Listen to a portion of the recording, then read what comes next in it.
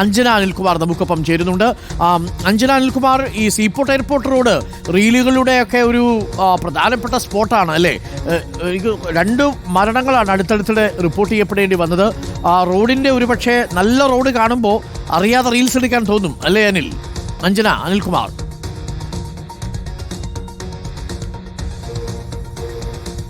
Very good morning doctor Arun. ഞാനിപ്പോൾ നിൽക്കുന്നത് പണി തീരാതെ കിടക്കുന്ന കൊച്ചി സീപോർട്ട് എയർപോർട്ട് റോഡിലാണ്. നമ്മുടെ കളമശ്ശേരി ഹെഡ് ഓഫീസിന് തൊട്ടടുത്താണ് ഈ സ്ഥലം. ഇവിടുത്തെ ഒരു പ്രത്യേകത എന്ന് പറയുന്നത് നല്ല റോഡാണ്, പക്ഷേ ഈ റോഡ് കണക്റ്റഡ് അല്ല. അതുകൊണ്ട് തന്നെ ഷോർട്ട് കട്ട് കയറി വരുന്ന വാഹനങ്ങൾ മാത്രമാണ് ഇതിലെ വരുന്നത്. എന്നാൽ വരുന്ന വാഹനങ്ങളെല്ലാം തന്നെ വളരെയധികം വേഗതയിലുമാണ് വരുന്നത്. അങ്ങനെ വരുമ്പോൾ തന്നെ ഇവിടെ അപകട സാധ്യത വളരെ കൂടുതലാണ്. പ്രത്യേകിച്ചും വൈകുന്നേരങ്ങളിലെല്ലാം തന്നെ ഒരു ചായയൊക്കെ കുടിച്ചുകൊണ്ട് ഈ വഴിയിൽ വന്നിരിക്കാൻ നല്ല രസമാണ്. അങ്ങനെ എത്തുന്ന ഒരുപാട് പേരുമുണ്ട്. അപ്പോൾ അവരുടെ ഒരു പ്രധാന വിനോദം എന്ന് പറയുന്നത് ഫോട്ടോഷൂട്ട് നടത്തുക, റീൽസ് ചിത്രീകരിക്കുക തുടങ്ങിയവയാണ്. അപ്പോൾ അങ്ങനെയൊക്കെ ചെയ്യുമ്പോൾ അപകട സാധ്യത വളരെ കൂടുതലാണ്.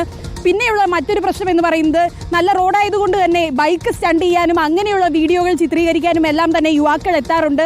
അങ്ങനെ ഇവിടെ അപകടങ്ങളൊന്നും സംഭവിച്ചിട്ടുണ്ട്.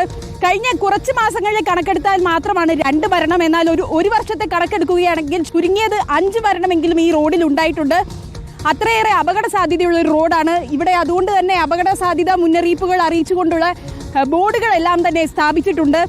എത്ര തന്നെ പോലീസ് അറിയിച്ചാലും മറ്റ് നാട്ടുകാരെല്ലാം തന്നെ ഇങ്ങനെയുള്ള അപകടകരമായ കാര്യങ്ങൾ ചെയ്യരുത് എന്ന് പറഞ്ഞാലും വീണ്ടും വീണ്ടും അത് ആവർത്തിക്കുന്ന ഒരു സാഹചര്യമാണ് ഇവിടെയുള്ളത്. കൂടാതെ നമുക്കിപ്പോൾ എടുത്തു പറയേണ്ട ഒരു കാര്യം എന്ന് പറയുന്നത് ഹാൽവിനെ പോലെയല്ല ഇവിടെ എത്തുന്നവർ. അവരുടെ ഒരു പ്രധാനപ്പെട്ട കാര്യം അവരുടെ ഇൻസ്റ്റാഗ്രാമിൽ റീച്ച് ഉണ്ടാക്കുക, അതിനുവേണ്ടി മാത്രം ചിത്രീകരിക്കുന്ന റീൽസാണ് അവർ ഇവിടെ ചെയ്യുന്നത്. നമുക്ക് ഇവിടെയുള്ള പ്രദേശവാസികളോട് തന്നെ ചോദിക്കാം, അവരാണ് ഈ അപകടങ്ങൾ നേരിൽ കാണുന്നത്. ചേട്ടാ, ചുരുങ്ങിയതൊരു 5 അപകടങ്ങളെങ്കിലും കഴിഞ്ഞൊരു വർഷത്തിനിടയിൽ ഉണ്ടായിട്ടുണ്ട്. 5 അപകടം മിനിമം 5 ഉണ്ടായിട്ടുണ്ട്. 5 അപകടം.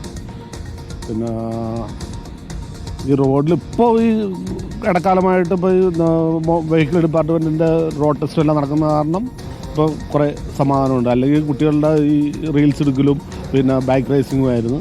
ഇപ്പോൾ വെഹിക്കിൾമാരുള്ള കാരണം ഇപ്പോൾ കുറേ സമാധാനമുണ്ട്. ഇപ്പോൾ കുറച്ച് കാലമായിട്ട് ഒരു 1-2 മാസമായിട്ട് ഇപ്പോൾ സമാധാനമുണ്ട്. ഇപ്പോൾ ലാസ്റ്റ് നടന്ന ഒരു 2 മാസത്തിന് മുമ്പാണ് ഒരു അപകടം നടന്നത്.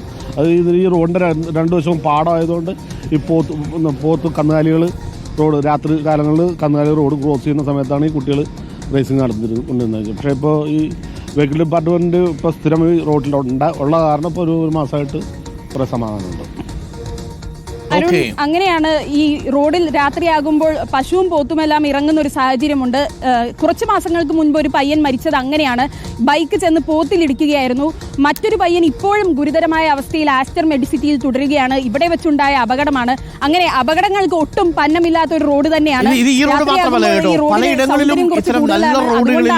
റീൽസുകൾ ചിത്രീകരിക്കും. ഒരിക്കൽ കൂടി പറയുന്നു, ആൽവിൻ്റേത് ഒരു പരസ്യ ചിത്രീകരണത്തിനിടയിലെ അപകടമാണെങ്കിൽ അപകടകരമായ രീതിയിൽ റീൽസ് എടുക്കുന്ന കുട്ടികളുടെ എണ്ണം കൂടി വരുന്നുണ്ട്.